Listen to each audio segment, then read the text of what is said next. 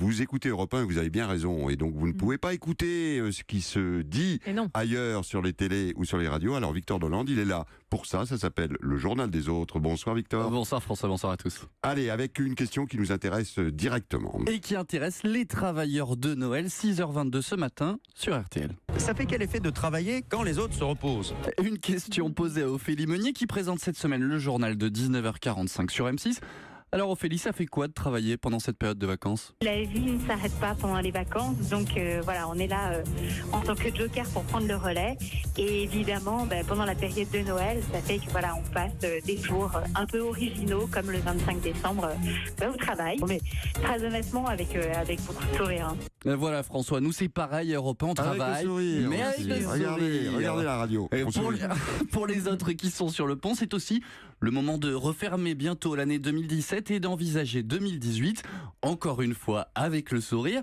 Exemple ce matin sur France Inter avec Hervé Morin, le président des régions de France a une bonne nouvelle pour vous, les Français. Quand on regarde les analyses, on voit bien que les impôts, c'est pour le début de l'année et que les baisses d'impôts, c'est plutôt pour la fin de l'année. On voit très bien que l'année 2018 ne sera pas celle de l'augmentation du pouvoir d'achat. Est-ce que c'est la priorité ? Je crois pas. Non, pas une priorité, le pouvoir d'achat, pas vraiment. Allez, pendant ce temps-là, il y en a qui profitent, les Français, de leurs vacances. Ouais, on pense à ceux qui ont la chance d'être au sport d'hiver. C'est le cas d'un certain Emmanuel M, qui est en ce moment dans la station de ski des Pyrénées de Lamongie.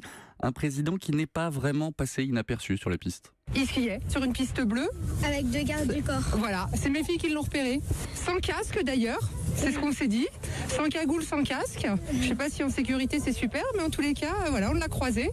Et sans chichi, sans tralala, impeccable.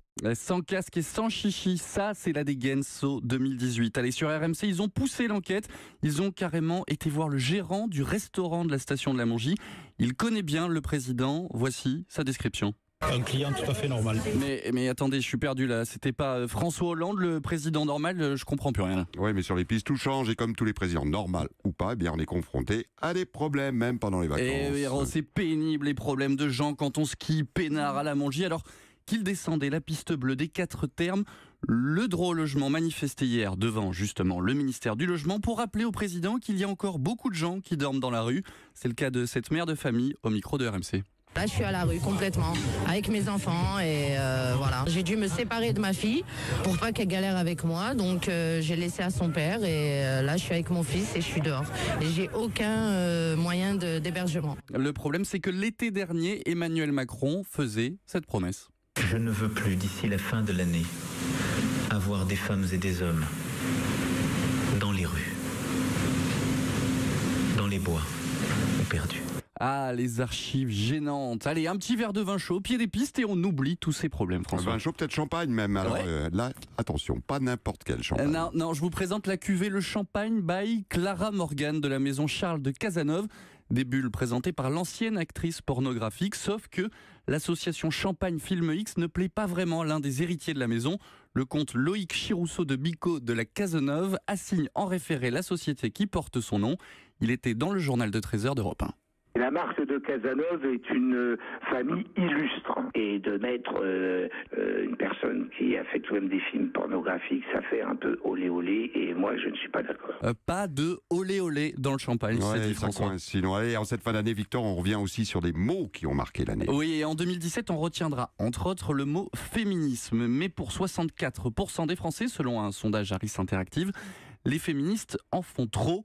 Gros coup de gueule de Nadia Dame ce matin sur Europe 1. Certains ont par exemple jugé bon de s'inquiéter du fait que bientôt on ne va plus pouvoir draguer et que c'est la culture française qu'on assassine, alors qu'un pays où l'on pense que la drague fait partie du patrimoine au même titre que le Collège de France, le Mont-Saint-Michel ou les Rillettes, c'est un pays qui va mal. Voilà, le message est passé, un vrai message important. Pendant ce temps-là, chez RTL, on pense aux autres sujets, on va dire. Après l'indigestion du réveillon, l'indigestion, s'il vous plaît, des animaux pendant le réveillon. Attention, grosse enquête ce matin sur RTL avec d'abord un propriétaire qui a peut-être un peu forcé avec son chien. Bon, on a fait plaisir aussi au chien. On lui a filé un os de buffle et c'est assez gros, oui.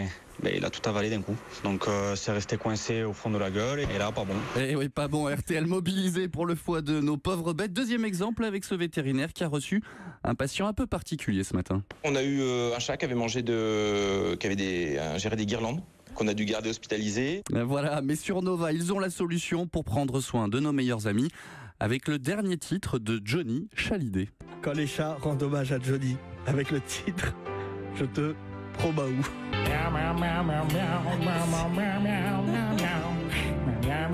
Je te promets. Ça va être un tube. Retenu. Merci Victor Delande. À demain pour le journal des autres. Dans un instant, la météo.